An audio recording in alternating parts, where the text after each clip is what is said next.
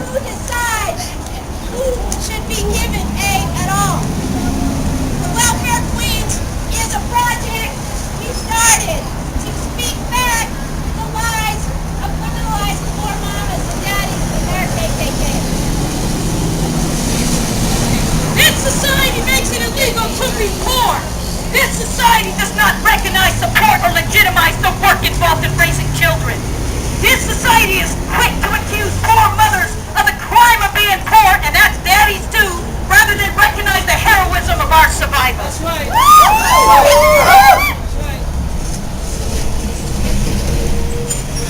An excerpt of a poem that we do as part of a larger play. I'm going to do a piece on this very sad day of welfare cuts and budget genocide that hits us every day. This poem is in honor of all those poor mamas. This poem is in honor of homeless mothers and poor mothers, low-wage mothers and no-wage mothers, welfare mothers and three-job working mothers, migrante mothers and incarcerated mothers.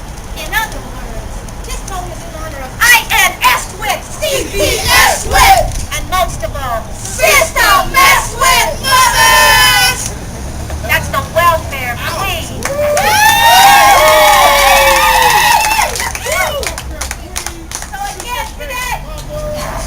So again, thanks everybody for being here. Thank you to our pro-life folks who are guarding the space for us. Thank you to the people who work in this system who try to do good but oftentimes perpetrate harm. Thank you to the mamas and the daddies who die every day behind these killing systems called pro-life welfare and housing, not really authority. We're going to be bringing up a couple people to speak, and then we're going to be calling a prayer, because this is already occupied lands of indigenous peoples, the Oakland peoples, who long ago were removed and displaced by colonizers and government pimps. So I'm going to ask Jeremy Miller from Education Not Incarceration to come up and speak.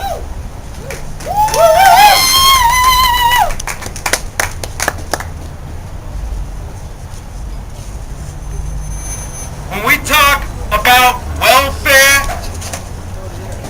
in this society, it is a deceitful conversation.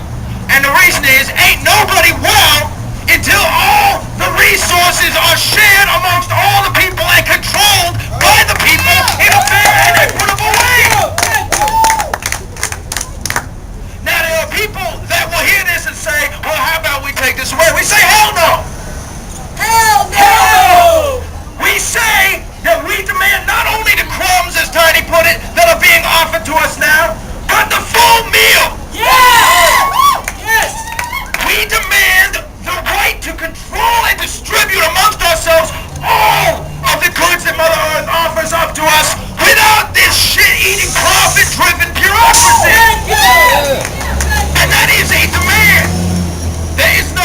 When people are pathologized for being poor, when people are dogged out for having to seek social assistance, we say we go through this because this is the system that has been imposed on us. No people should ever have to beg for their own. Thank you! This land is way too rich. This land is way too material rich for anyone to go hungry, for anyone to have to worry about having adequate shelter or a place to lay their head. For any mother to worry about how the hell she's going to raise her children. Do your thing. So we're not stopping here. This is the poor people's decolonization. And we will not stop until this colony is got rid of and the people control the land back for themselves.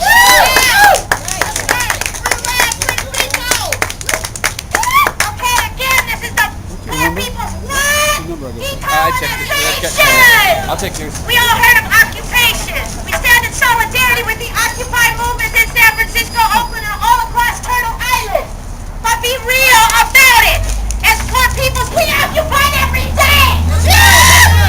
I have a little piece of a poem about that, which I'm going to spit. But first, I'm going to have a station break. Look down this way. Got my water in.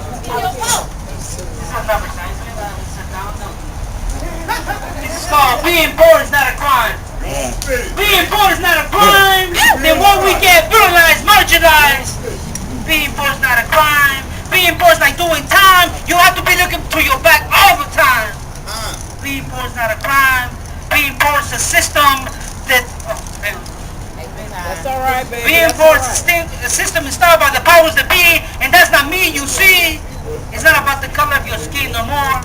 It's about the class you belong. Being poor is not a crime. Then what we get brutalized, marginalized.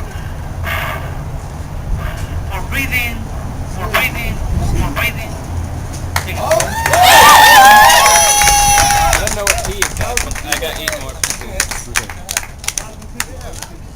So once again, we're in front of Welfare, Social Services, GA office. The single adults on welfare have already been cut from the rolls. We only get 9 months of benefits because the other 3 months they think we just gonna starve. So we're trying to speak back. We have direct demands that we're actually asking our welfare folks to actually listen to. Because for all of us, it's not a privilege to even be alive. It's a privilege to survive. Unfortunately, our minds are already occupied. I have a piece, I'll do an excerpt.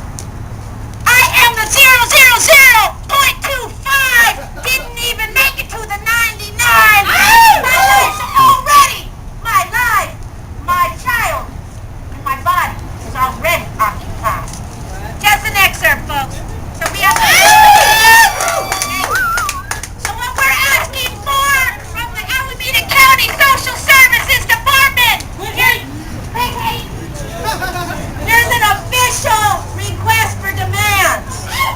We're officially asking Alameda County Social Services and all their fabulous, wonderful social workers and all the more important CEOs from the fabulous nonprofit industrial complex that we stand in front of to stop making cuts to our little bit of budget crumbs!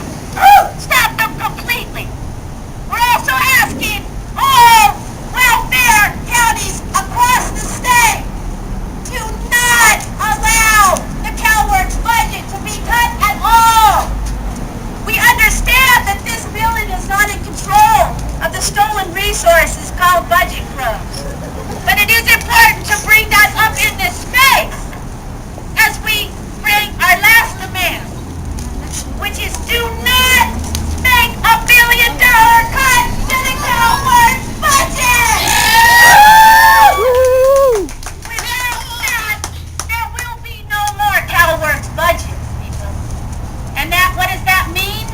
CalWorks is the program that gives a little bit of budget crumbs to us poor mamas and daddies to take care of our babies. If it's cut by that amount, we will be forced officially into underground economic strategies, which many of us do already, and then we go back to our friends at our first tour stop, the police.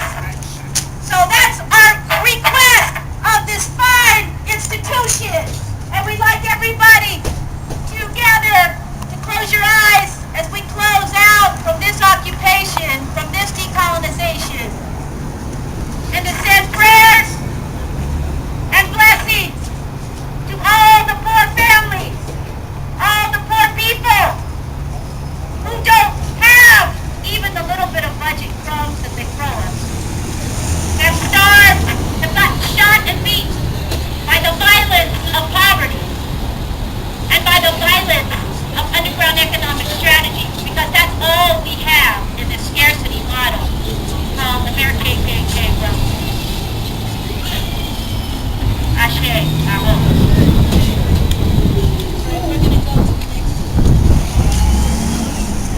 Before we leave the next location, I wanted to chant that D made up, because we've been talking about occupation decolonization.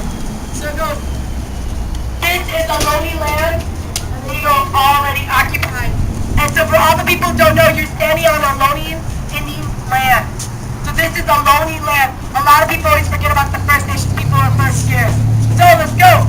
This is a lonely land. Already occupied! This is a lonely land. Already occupied!